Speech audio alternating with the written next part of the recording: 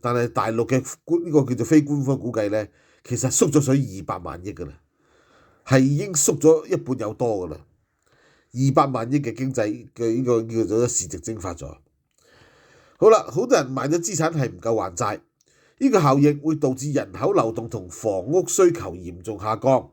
而且房價下跌會透過多種渠道擴散到去消費、就業以及金融系統嘅穩定，所以影響面係非常之大嘅。大家知道啦，呢個日本啊，當年就係呢個地產泡沫爆破咗之後，銀行受到拖累，跟住咧大規模嘅倒閉、合併結業，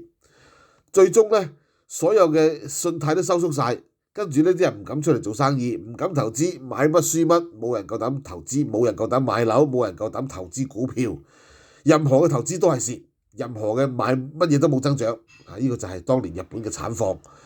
日本係一個好成熟嘅經濟體，佢都會面臨咁嘅情況。而中國喺一個咁唔成熟嘅經濟體之下，槓桿比率仲高過當年嘅日本好多，